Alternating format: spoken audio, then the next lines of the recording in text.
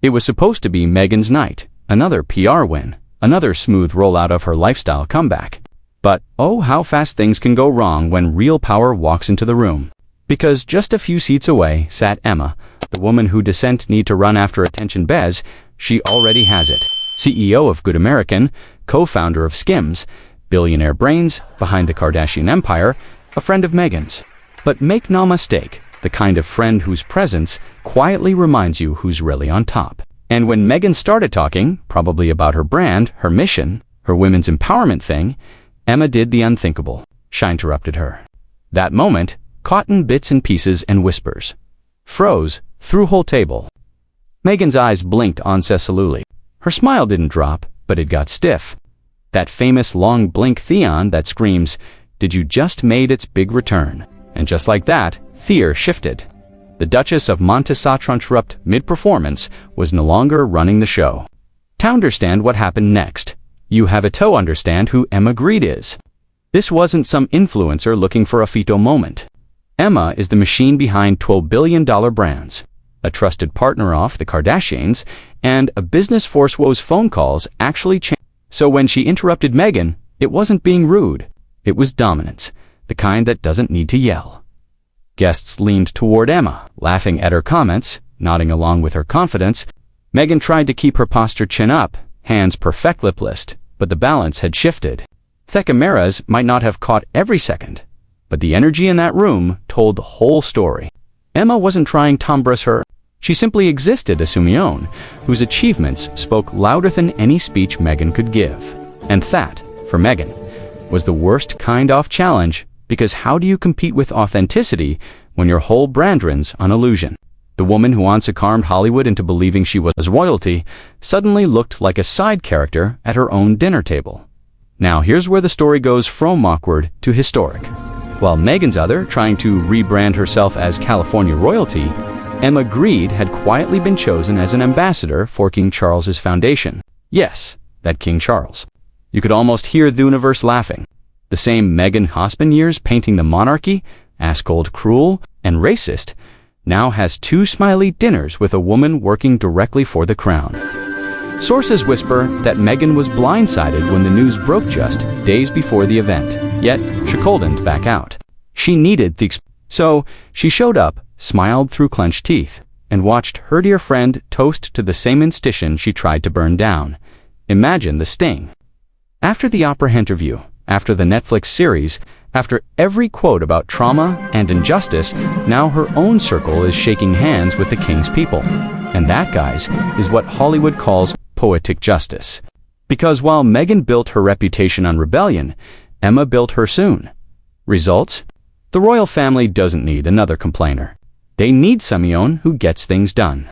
And Emma, with her billion-dollar track record, fits that crown perfectly. That night wasn't just a dinner. It was the quiet confirmation that London had chosen its new favorite modern duchess. And her name wasn't Meghan Markle. Back in Montecito, the night played differently. Word from insiders claims Prince Harry scrolled through clips of the dinner, watched his wife get upstaged, and Ference didn't jump to defend her. Instead, he reportedly leaned back, sighed and said something close to relief, because for years, Harry's been in Meghan's shadow, the loyal sidekick in unever-ending PR marathon. Every argument, every headline, every accusation, he's been the echo to her megaphone. But watching Emma Grede, powerful, grounded, unbothered, quietly interrupt his wife may have hit a nerve. According to one source, it wasn't about embarrassment, it was about recognition. He saw what everyone else sees. Meghan's hunger for control finally met its match.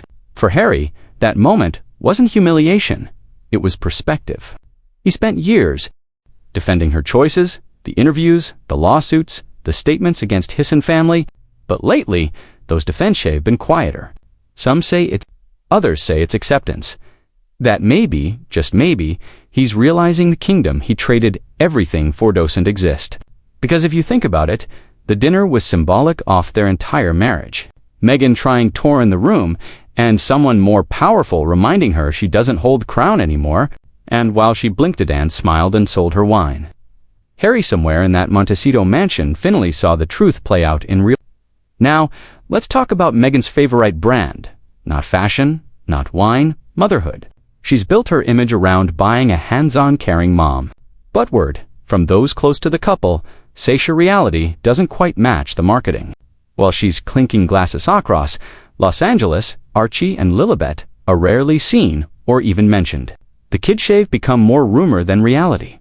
Some in Hollywood even call them fine visible heirs of Montecito.